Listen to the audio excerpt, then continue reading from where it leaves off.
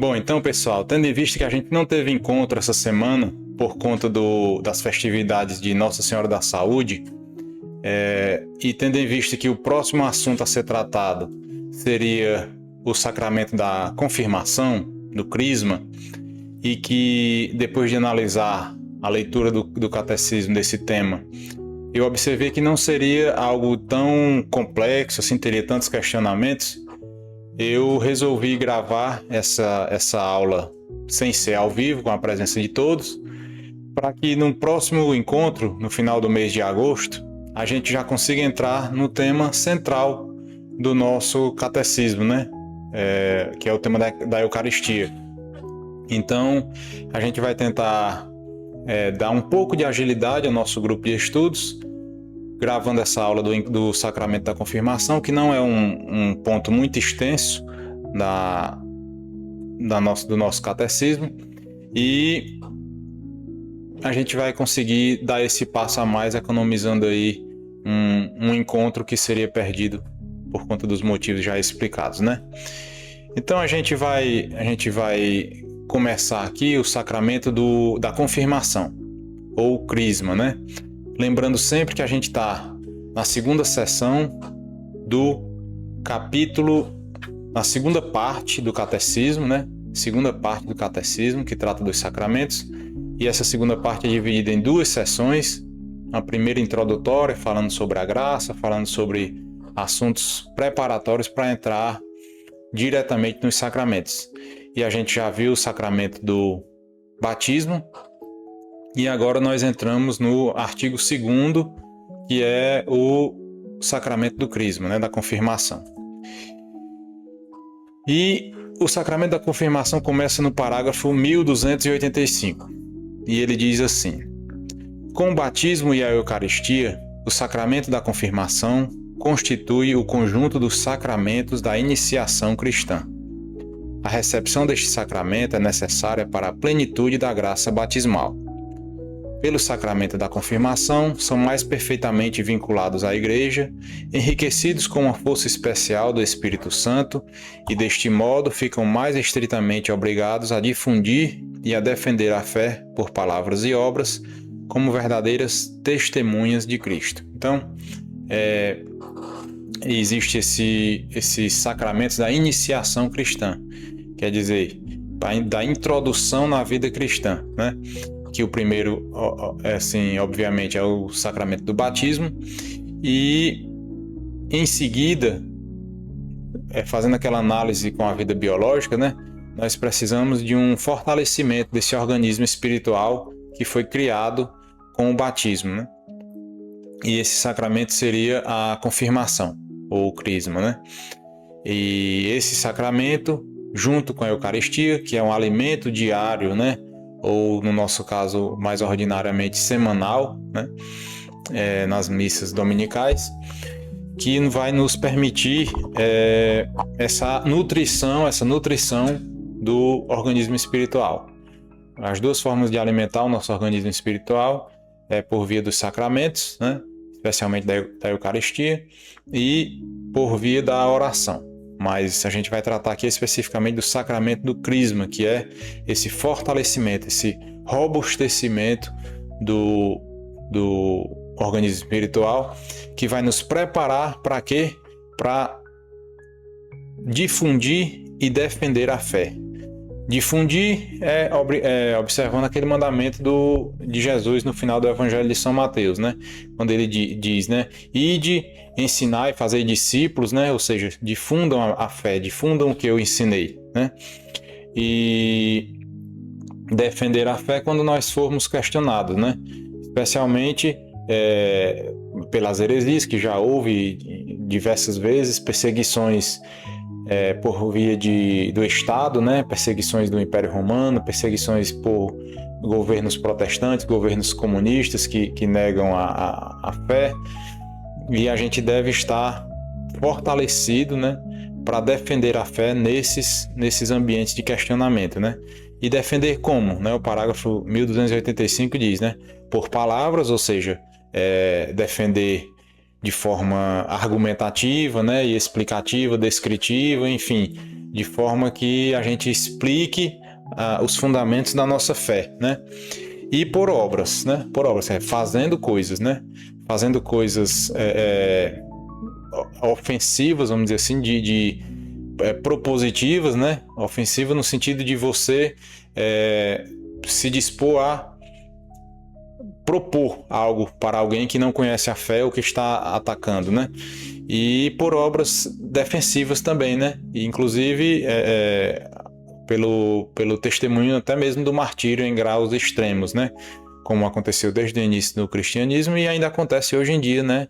Como a gente vê muitas notícias aí na África de ataques por parte dos muçulmanos, matando cristãos e destruindo igrejas, etc. Né? Então, o sacramento do Cristo, do Crisma, é exatamente isso, né? Como verdadeiras testemunhas de Cristo, que em grego a palavra para testemunha é mártir, né? Então essa palavra mártir quer dizer isso, testemunha de Cristo, e por palavras e obras, defender e difundir a fé, né?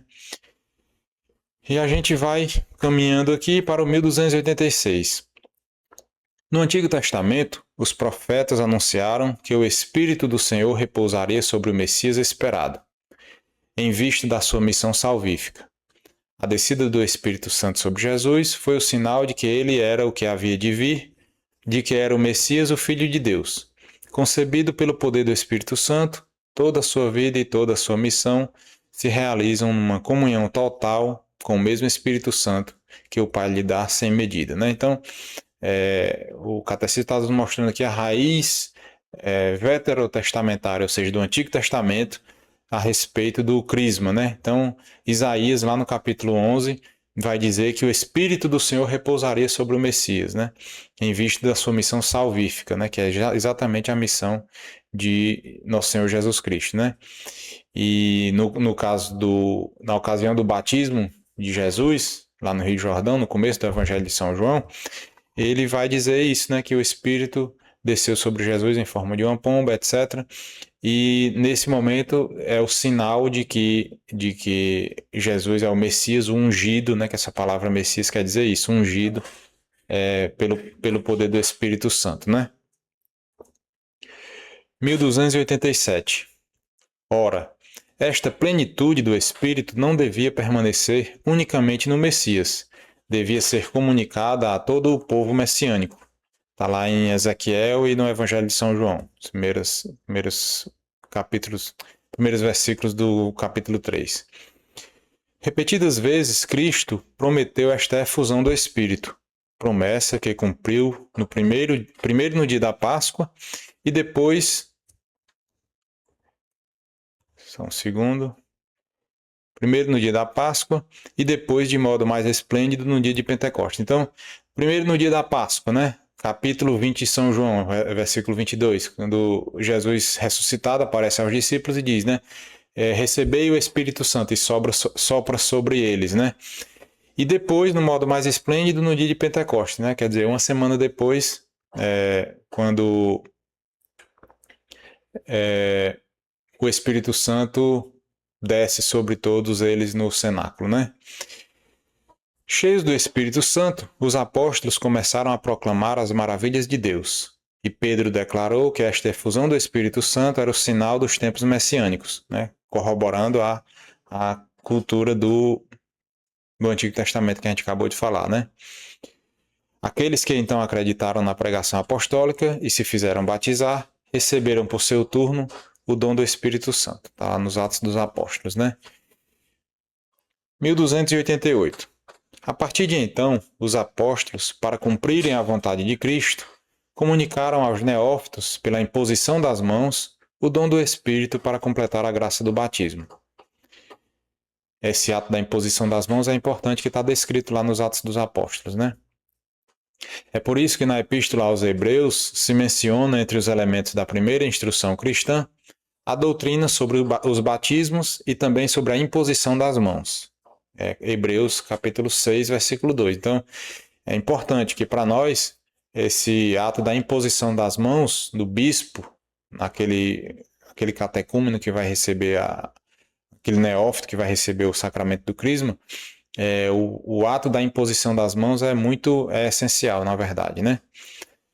A imposição das mãos é justificadamente reconhecida pela tradição católica como a origem da confirmação, do sacramento da confirmação, que de certo modo perpetua na Igreja a graça de Pentecostes, né? Então, Pentecostes, a descida do Espírito Santo sobre os apóstolos, e estes, pela imposição das mãos, espalham, difundem e transmitem essa unção do Espírito Santo, né?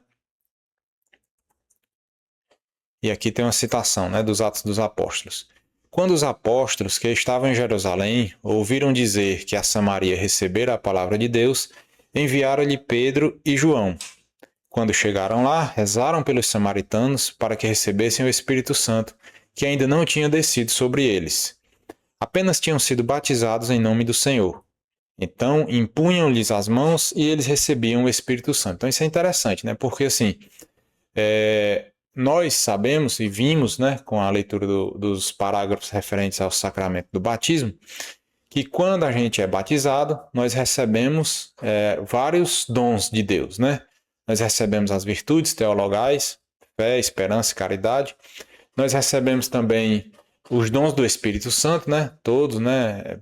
Piedade, temor de Deus, fortaleza, ciência, inteligência, sabedoria, etc. E conselho. E também recebemos as virtudes morais infusas, né? Prudência, justiça, fortaleza, temperança, voltadas para a consecução da vida eterna, né? A salvação eterna. Então, mas aqui a gente vê que existe algum tipo de diferenciação, né? Porque os Atos dos Apóstolos diz aqui que houve a transmissão da palavra de Deus para pessoas na Samaria, e então a igreja, os apóstolos enviaram Pedro e João, e quando chegaram lá, né, impuseram as mãos sobre eles, rezaram primeiro, né, impuseram as mãos sobre eles para que recebessem o Espírito Santo, já que ainda não tinha descido sobre eles, mas apenas tinham sido batizados. É como se não. A Bíblia aqui, os Atos dos Apóstolos, está dizendo que existe algum tipo de transmissão do Espírito Santo em grau mais excelente, né, mais perfeito do que o simples ato do batismo, né, o simples sacramento do batismo.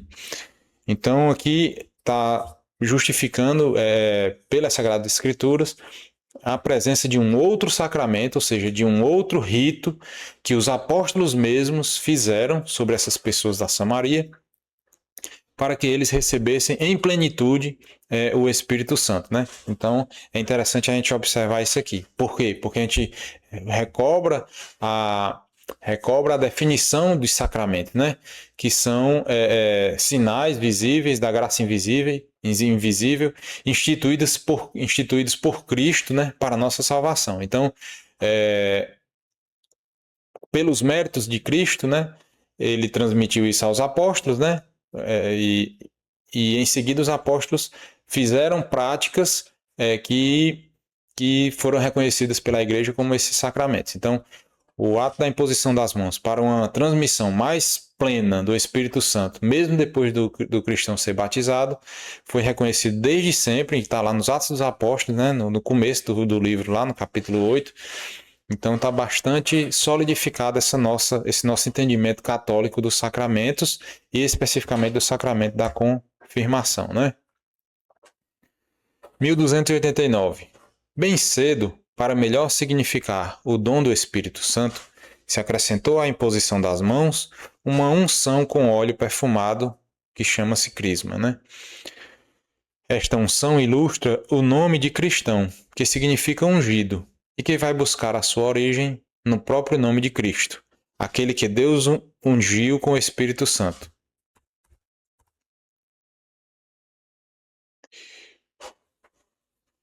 E este rito da unção mantém-se até os nossos dias, tanto no Oriente quanto no Ocidente.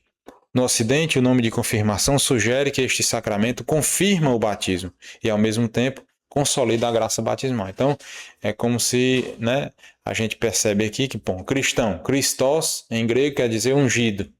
Christos, Messias e ungido são a mesma palavra. só em línguas diferentes, né? Então, esse, esse óleo que tem essa propriedade de penetrar mais profundamente na pele, ou seja, penetrar mais profundamente no ser daquela pessoa que está sendo ungida, né? É diferente da água que bate e escorre, né? A água do batismo, por exemplo, ela não penetra no organismo da pessoa, né? Fisicamente, tô falando. E o óleo já tem essa propriedade de penetrar profundamente no ser da pessoa, que simboliza essa consolidação das graças recebidas no batismo, né?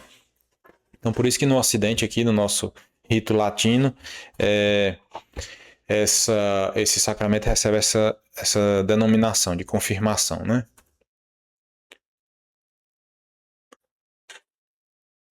(1290) A multiplicação dos batismos de crianças e a multiplicação das paróquias, ampliando as dioceses, deixaram de permitir a presença do bispo em todas as celebrações batismais. No Ocidente, porque se desejava reservar ao bispo o completar do batismo, instaurou-se a separação no tempo dos dois sacramentos. O Oriente conservou unidos os dois sacramentos, de tal modo que a confirmação é dada pelo sacerdote que batiza. Então, a nossa tradição ocidental, ou seja, do rito latino, né, tendo em vista querer mostrar, evidenciar e consolidar a diferença de hierarquia, a preeminência do nosso bispo sobre toda a diocese, ou seja, a sua autoridade, a sua função de pastor maior da nossa diocese, como verdadeiro representante, continuador dos apóstolos, né? Nosso rito latino separou os ritos, né, do batismo da confirmação. E como houve essa multiplicação, né, a graça foi se espalhando, as igrejas foram se multiplicando, as dioceses foram se ampliando, então materialmente ficou impossível de o bispo estar presente em todos os atos de batismo, que inicialmente eram feitos pelo bispo, né?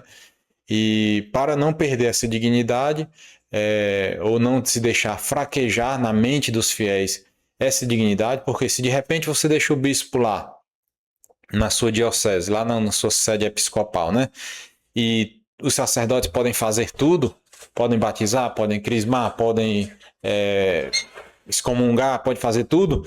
Então, isso iria, com o tempo, incutir na mentalidade dos fiéis que não há verdadeira distinção entre os graus do sacramento da ordem, né? E a gente sabe que existem esses graus. Existem os diáconos, os padres ou presbíteros e existem os bispos.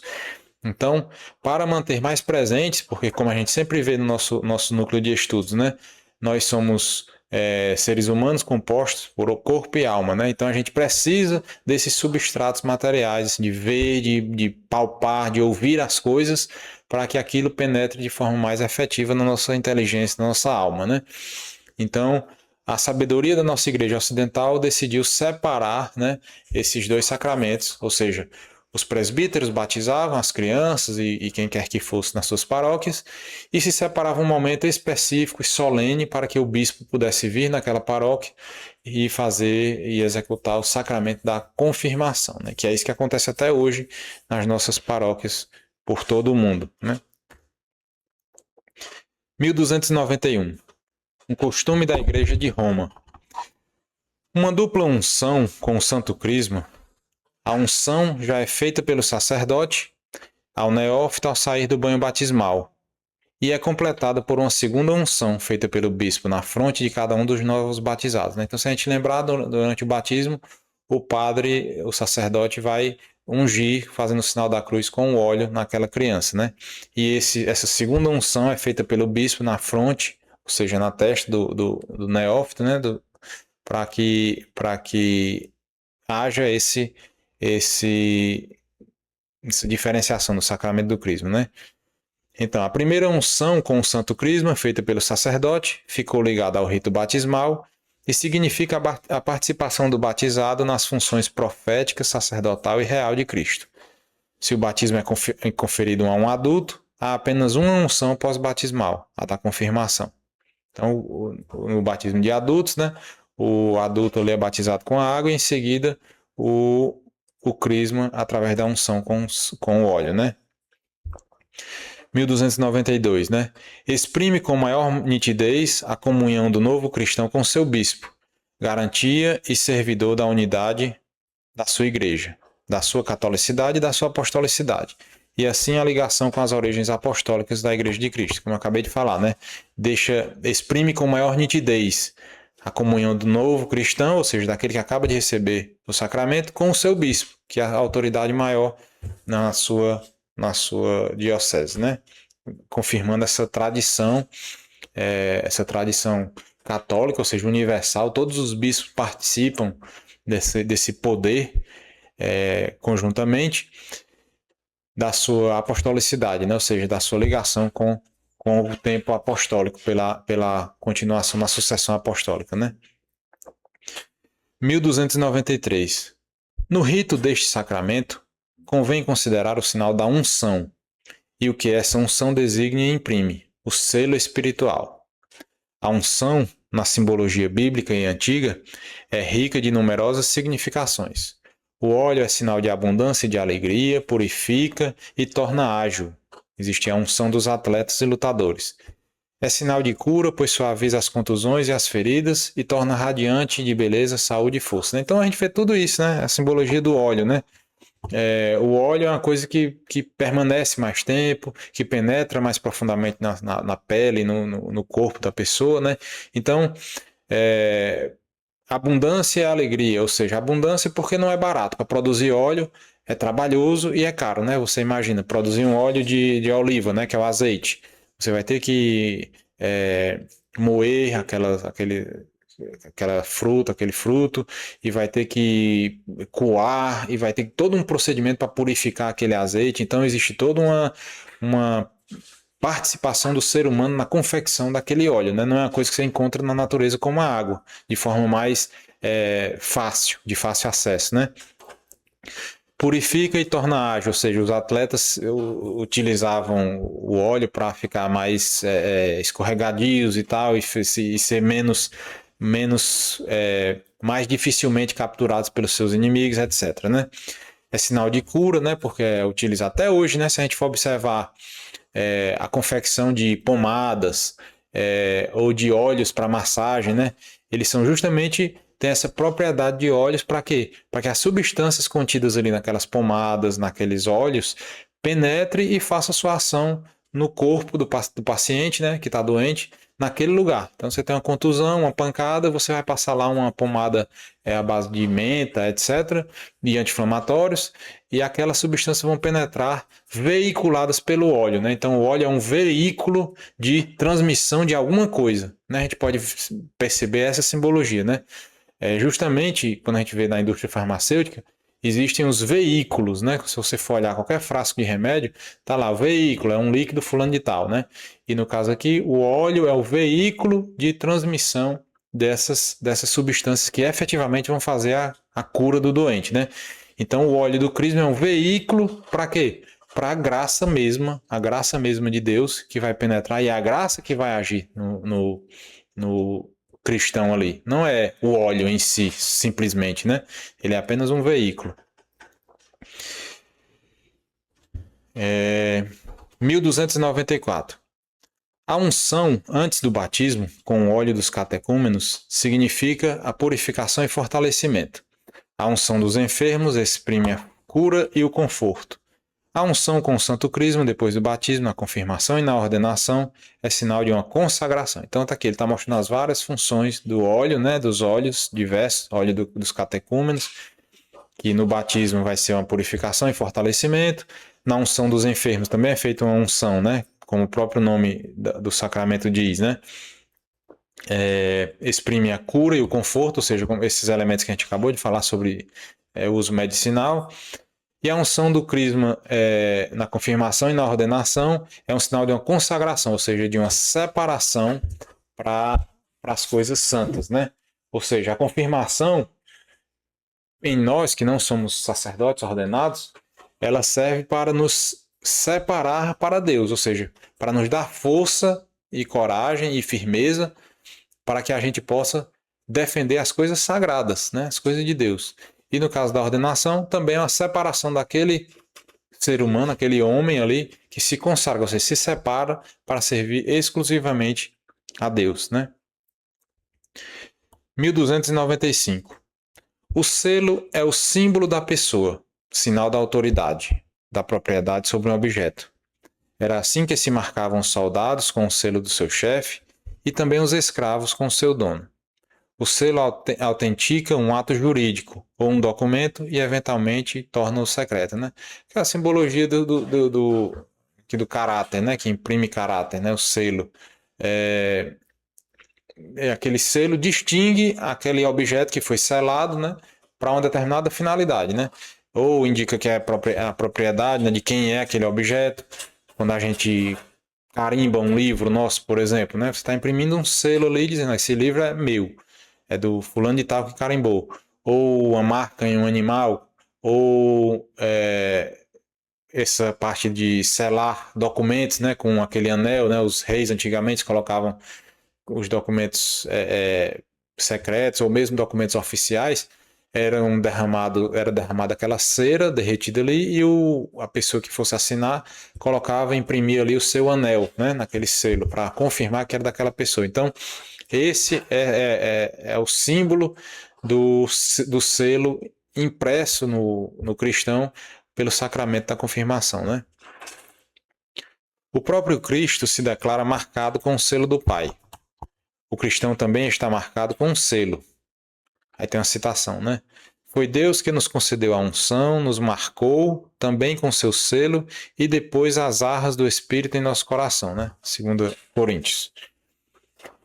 Este selo do Espírito Santo marca a pertença total a Cristo, a entrega para sempre ao seu serviço, mas também a promessa da proteção divina e da grande prova escatológica. Quer dizer, esse selo nos confere direitos e deveres, né? Como a gente costuma falar mais simplesmente na nossa atualidade, né? Quer dizer, nos separa para Cristo, né? Quando a gente é ungido na confirmação, nós somos tornados mais ainda propriedade de Cristo, né? Exclusivo de Cristo. Mas isso não quer dizer uma simples escravidão, né? Mas, pelo contrário, né? A promessa da proteção divina, ou seja, o Senhor que imprime o selo em nós, no ato da confirmação, nesse ato, ele está também nos prometendo o auxílio divino nas nossas provações, né? Então, ele estará conosco em todas as nossas provações. E também na grande prova escatológica, ou seja, no final dos tempos, né? Ele será o nosso grande advogado, né? Contra as insídias do maligno.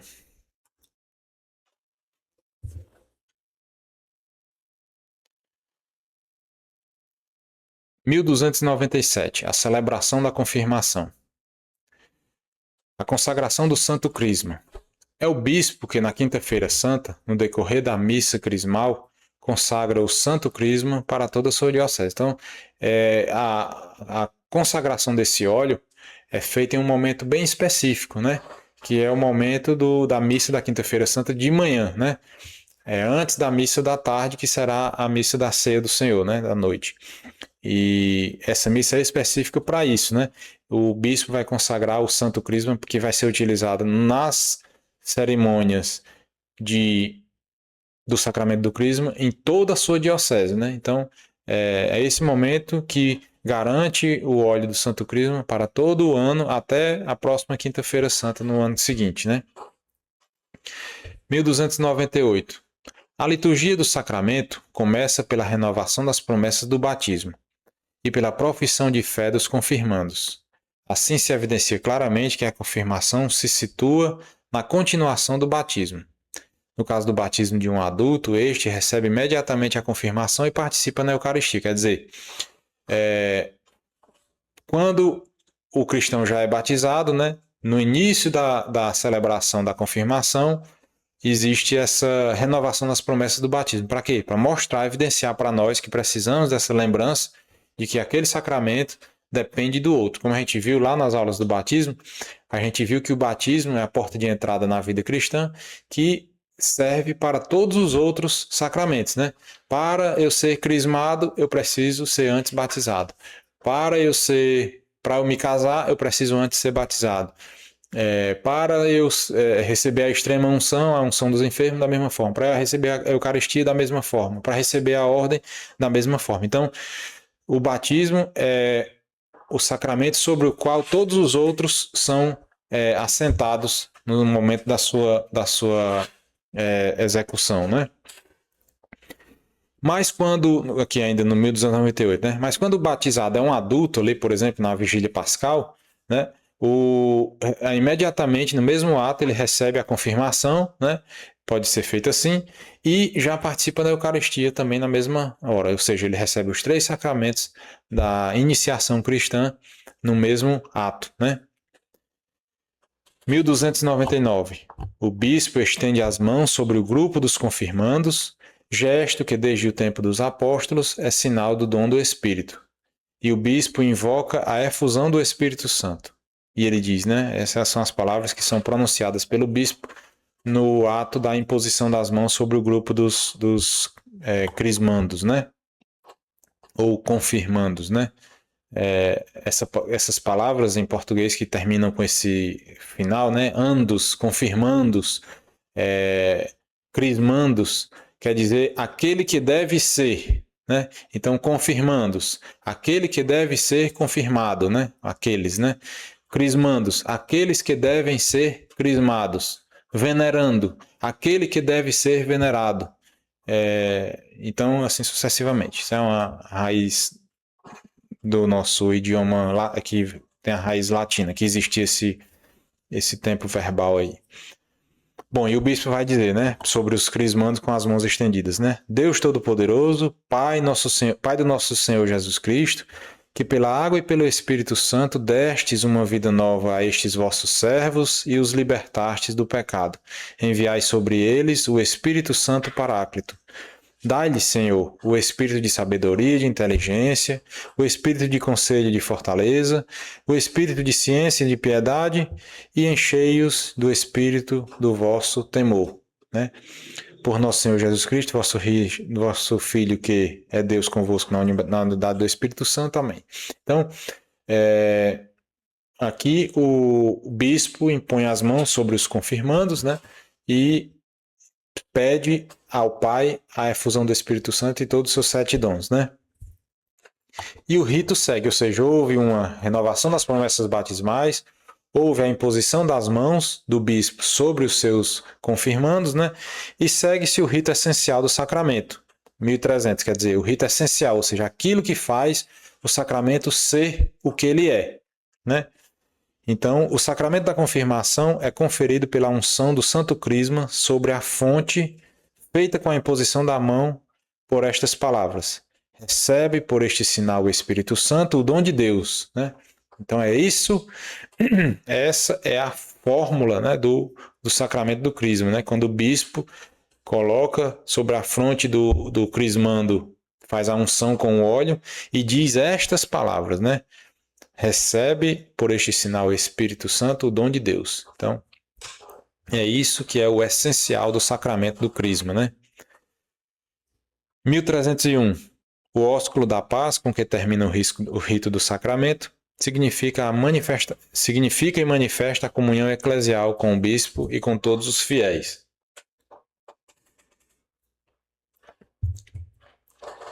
Então, é assim que termina a celebração do sacramento, né? E aí o catecismo vai nos mostrar os efeitos do sacramento da confirmação. 1303. Por esse ato, a confirmação proporciona crescimento e aprofundamento da graça batismal. Ou seja, ó, a graça batismal já está lá no cristão, né? Então, o sacramento do crisma vai crescer, vai fazer essa graça crescer e vai aprofundar, ou seja, enraizar ainda mais essa graça no espírito do cristão, né? Então, enraiza mais profundamente na filiação divina, que nos leva a dizer Abba, Pai, Romanos. Une-nos mais firmemente a Cristo. Aumenta em nós os dons do Espírito Santo, que a gente já tinha recebido no batismo, como a gente já viu, né? Mas ele aumenta, intensifica, né? Torna mais perfeito o laço que nos une à igreja, né? Por essa comunhão com o bispo ali, por ser um ato público, como todos os sacramentos, todo ato que a gente faz em público nos compromete mais, né? A gente fica mais comprometido em manter o, a execução, manter a nossa vida em conformidade com aquele sacramento recebido e com a fé por trás desse sacramento, né? Dá-nos uma força especial do Espírito Santo para propagarmos e defendermos a fé pela palavra e pela ação, como verdadeiras testemunhas de Cristo, para confessarmos com valentia o nome de Cristo e para nunca nos envergonharmos da cruz. Então, a gente já viu isso lá no início, né? Até também Jesus vai dizer, né? Aquele que se envergonhar de mim perante os outros, eu também me envergonharei dele perante o meu Pai que está no céu, né? Então, esse sacramento serve para dar essa força para nós, para que a gente se mantenha mais firmemente na fé, né? 1304. Tal como o batismo, que é a consumação, de que é a consumação, ou seja, a confirmação é a consumação do batismo, né? A confirmação é dada uma só vez. Com efeito, a confirmação imprime na alma uma marca espiritual indelével, o caráter, que é sinal de que Jesus Cristo marcou um cristão com o selo do seu espírito, revestindo da fortaleza do alto, para que seja sua testemunha. Então, o sacramento do crisma, né, é mais um sacramento que imprime caráter, né? Aquela história que a gente viu lá no batismo bastante explicitamente, né? Quer dizer, o sacramento é um sinal eficaz, ou seja, ele faz alguma coisa, né? Então, se a gente acredita nisso, que a igreja nos ensina, a gente sabe que mesmo que um cristão, por uma desgraça que seja, né, vá ali receber o sacramento da confirmação, por exemplo, em pecado mortal, ele recebe o sacramento, mas o sacramento não executa, não transmite todos os efeitos da graça, porque a graça só vai ser transmitida a graça sacramental vai ser transmitida a quem esteja em estado de graça, né? No caso. Então, ou se uma pessoa vai ser batizada como adulto, né? Mas sem querer receber aquilo ali, sem estar disposta ou sem ter se confessado, enfim, aquelas situações que a gente já viu anteriormente. Então, quer dizer que o sacramento não fez nada, foi só um teatro, né? Não é isso que a nossa igreja ensina, né? O sacramento é eficaz, ele faz alguma coisa. Então, ele imprime aquele caráter, né? E no momento em que aquela pessoa se decidir por retificar sua vida, se confessar e participar da vida de igreja, da vida cristã, aquele sacramento irá florescer finalmente em sua plenitude, né? Com todas as suas características. E isso é indelével, ou seja, a gente vai estar marcado para toda a eternidade, né? 1305. O caráter aperfeiçoa o sacerdócio comum dos fiéis, recebido no batismo, e o confirmado recebe a força de confessar a fé de Cristo publicamente e como virtude de um encargo oficial, né? Como a gente viu também, né? O selo, ele dá esse caráter oficial, né? Como se fosse uma coisa mesmo ligada a uma instituição, né? Que é a Igreja de Cristo. Então, é um encargo mesmo que a gente recebe de difundir e proteger a nossa fé, defender a nossa fé, né?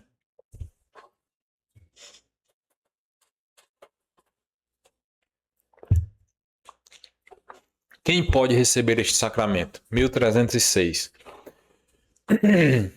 Todo batizado ainda não confirmado pode e deve receber o sacramento da confirmação, uma vez que batismo, confirmação e Eucaristia formam uma unidade.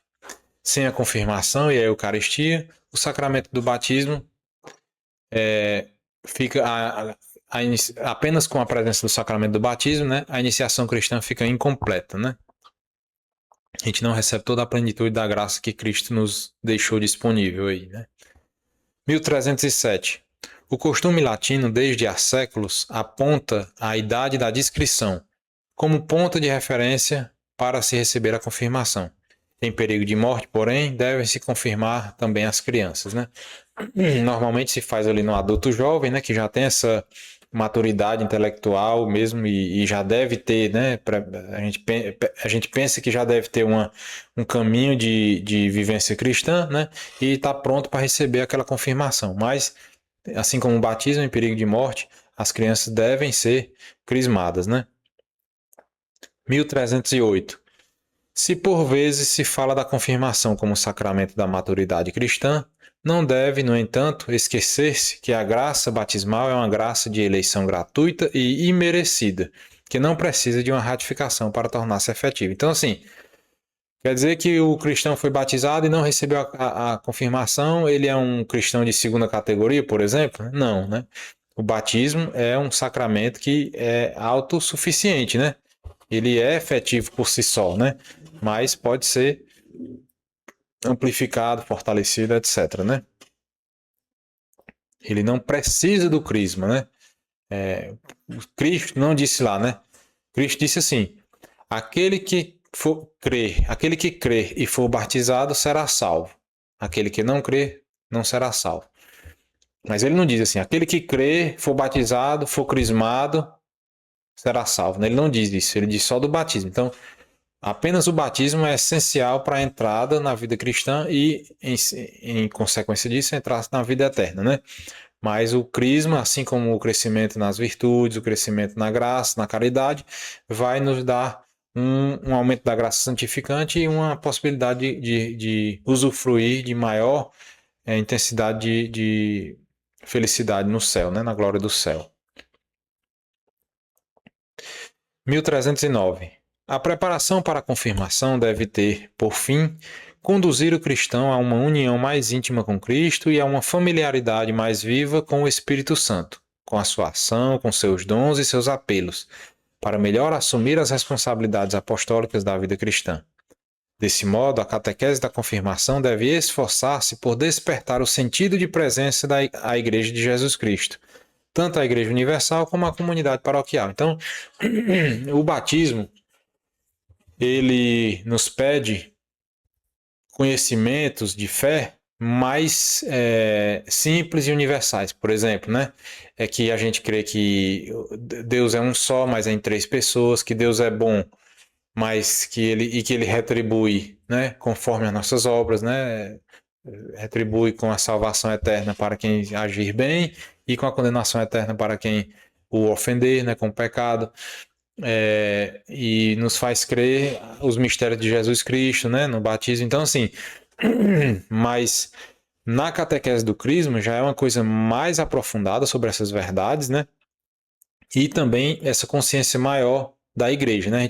A gente tem que sempre pensar que a igreja é uma realidade muito vinculada à realidade do Espírito Santo, né? Depois de Pentecostes é que surgiu o tempo da igreja, como a gente já viu também nos encontros passados. Então, claro que Deus é um só, Deus é Pai Criador, Deus é Filho Redentor e Deus é Espírito Santo Santificador. Então, a realidade de igreja é mais configurada a esse modo de operação divina pelo Espírito Santo, né? Então, nessa catequese, ou seja, no ensinamento para a recepção do sacramento do crisma, né? É importante que seja reforçado esse sentimento de pertença à Igreja Universal, católica, em todo o orbe terrestre, né? Em submissão ao Santo Padre, o Papa, mas também a nossa igreja paroquial, nossa comunidade paroquial, que é onde realmente nós efetivamente vivemos a nossa vida cristã. Fazendo analogia política, né? Por exemplo, nós somos brasileiros, né? Nós estamos sujeitos, né? A tudo que o Estado brasileiro nos oferece como direito e nos exige como deveres, né? Então, nós estamos sob a Constituição, sob os poderes constituídos, judiciário, executivo, legislativo, etc.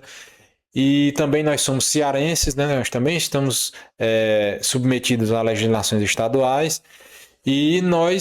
Só que nós vivemos de fato, na realidade, nos municípios, né? Eu não vivo no Brasil, né?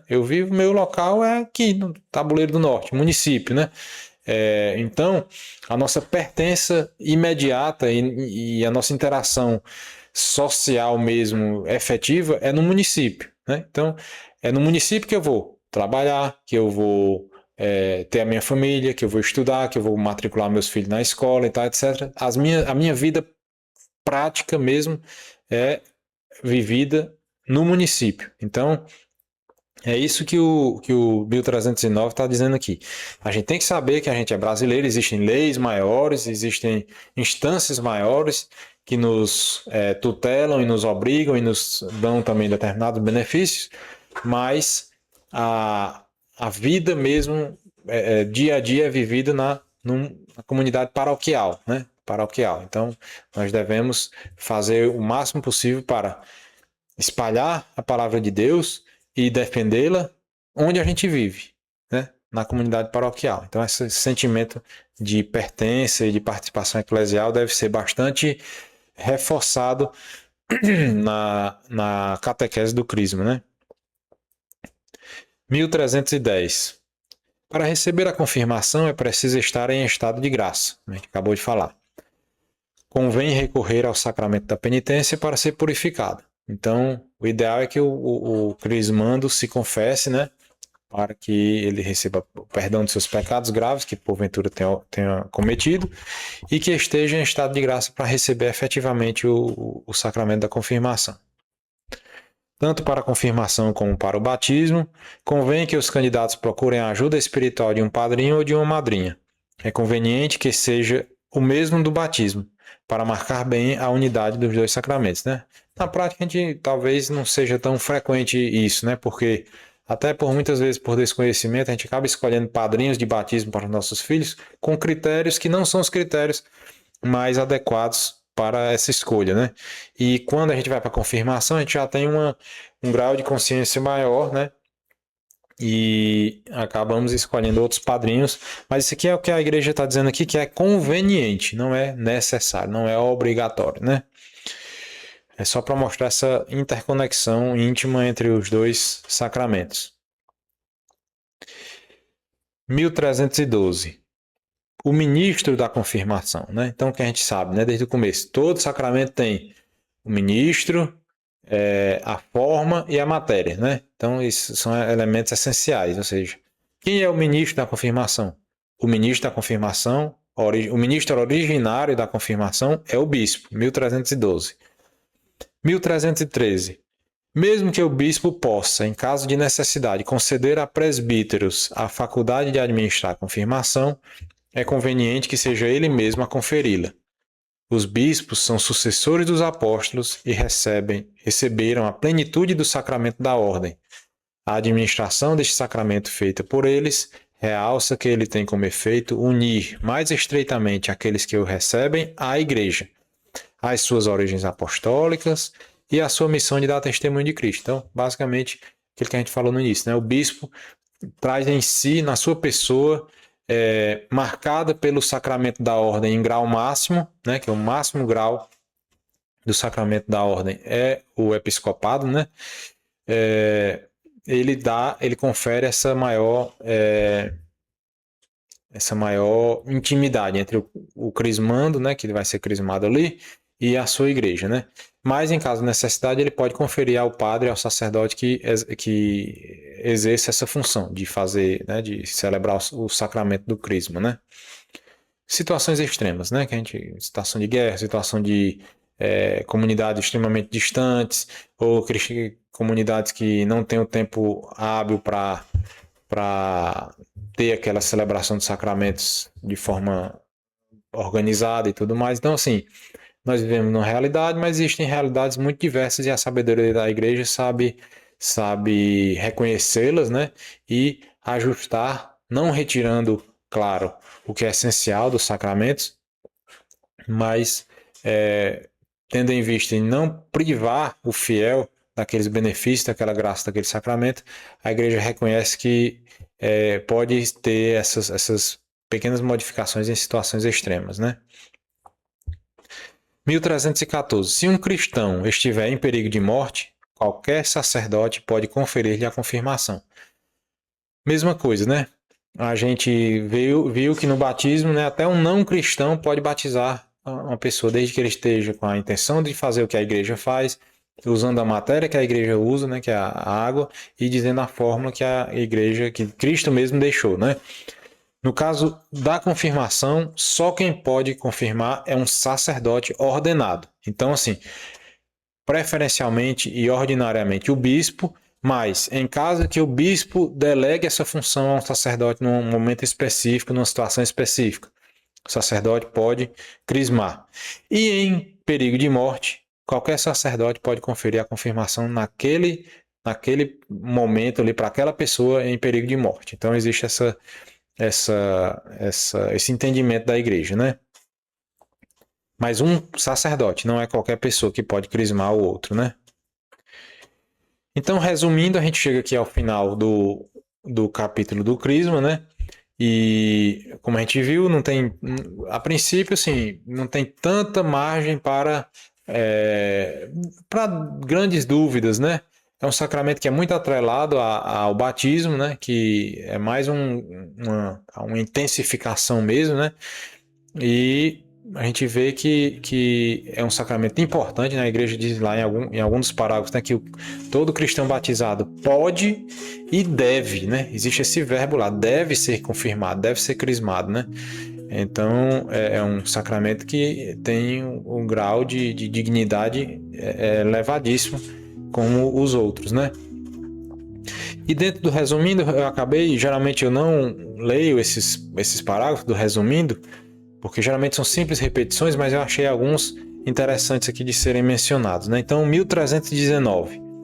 O candidato à confirmação que atingiu a idade da razão deve professar a fé, estar em estado de graça, ter a intenção de receber o sacramento e estar preparado para assumir o seu papel de discípulo e testemunha de Cristo na comunidade eclesial e nos assuntos temporais. Então, esse aqui é um resumo muito conciso, né, de tudo que a gente viu aqui, né?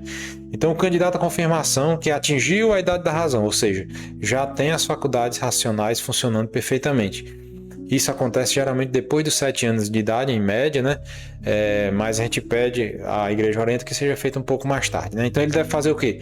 Professar a fé, ou seja, dizer, né, que crê naquilo que a igreja ensina, né? Estar em estado de graça, ou seja, se confessar, né? E estar em estado de graça. Ter a intenção de receber o sacramento, ou seja, não pode pôr obstáculos, né, de receber o sacramento. Estar preparado para assumir o seu papel de discípulo, ou seja, de aluno. Ele tem que estar disposto e preparado para receber mais ainda os ensinamentos. E de ser testemunha de Cristo. Com base nesses ensinamentos, professar a fé, difundi-la e defendê-la, como a gente viu no início, né? Seja na comunidade eclesial ou nos assuntos temporais, que a gente sabe que em vários momentos os assuntos que não são da igreja acabam querendo interferir, né, em coisas que são essenciais para a nossa fé, como, por exemplo, frequentemente surgem pautas para legalização de aborto, para práticas de eutanásia, enfim. E nesse momento, nós cristãos devemos, né, nos posicionar, né, explicitamente conforme a igreja nos orienta, né, dentro da prudência, dentro do que nos cabe, é claro, mas a gente tem que estar sempre apto, e o sacramento da confirmação nos fortalece nisso, a sermos testemunhas dessas verdades, né? 1320. O rito essencial da confirmação é a unção com o santo crisma na fronte do batizado. Com a imposição do ministro e as palavras, recebe por este sinal o Espírito Santo, o dom de Deus. Então, isso é o essencial do sacramento da confirmação, né? A unção do santo crisma na fronte do batizado, a imposição da mão no ministro e as palavras que a gente acabou de ler. Em 1321, quando a confirmação é celebrada separadamente do batismo, a sua ligação com este sacramento é expressa, entre outras coisas, pela renovação dos compromissos batismais. A celebração da confirmação no decorrer da Eucaristia contribui para sublinhar a unidade dos sacramentos da iniciação cristã. Então é sempre bom a gente ter esse entendimento de que esses 3 sacramentos eles estão juntos como sacramentos da iniciação cristã, né? Diferentes do sacramento de cura, que a gente vai ver na sequência, né? O sacramento da penitência, o sacramento da unção dos enfermos, e os sacramentos de estado de vida, que são os outros 2, né? O matrimônio e a ordem. Então, existem esses 3 blocos de sacramentos, né? Que a gente está vendo o primeiro bloco, né? Vimos o batismo, vimos a confirmação, e na sequência vamos ver a Eucaristia, que é realmente o centro, deve ser, né? O centro da nossa vida cristã, católica. Então, eu acho que com isso a gente conclui aqui o nosso bloco aqui, né? A nossa proposta de trabalhar o sacramento do Crisma, e espero que nesse novo bloco que vai começar, quando a gente começar a tratar do sacramento da Eucaristia, esse sim merece total empenho de nós, né? Total atenção, para que a gente possa viver esse centro da nossa igreja, da nossa vida, né? Que é a Eucaristia. Então, para mim vai ser uma boa oportunidade de estudar mais ainda e me aprofundar, e espero que eu possa contribuir com vocês também para que esse entendimento sobre a Eucaristia aumente, e com isso o nosso amor à Eucaristia se intensifique, né? Porque é isso, né? Aquele contrapasso que a gente sempre comenta, né? Primeiro a gente conhece e em seguida a gente ama, né? A nossa vontade nos inclina para alguma coisa que é bom, a gente sabe que a Eucaristia é boa, então a gente vai atrás dela. E a gente tenta entender o que é a Eucaristia. E a gente entendendo um pouco melhor, a gente vai querer mais ainda participar mais devotamente da Eucaristia. E recebendo essas graças da Eucaristia, cada vez mais nós vamos percebendo a nossa mudança e a nossa configuração a Cristo, e a gente vai querendo conhecer mais. E assim, nesse contrapasso de conhecer e amar, nós, se Deus quiser, nós vamos evoluir na nossa santidade, que é ao que a gente deve buscar nessa vida aqui na Terra, né? Então, muito obrigado pela atenção, e nos encontramos no final do mês para iniciarmos, se Deus quiser, o sacramento da Eucaristia.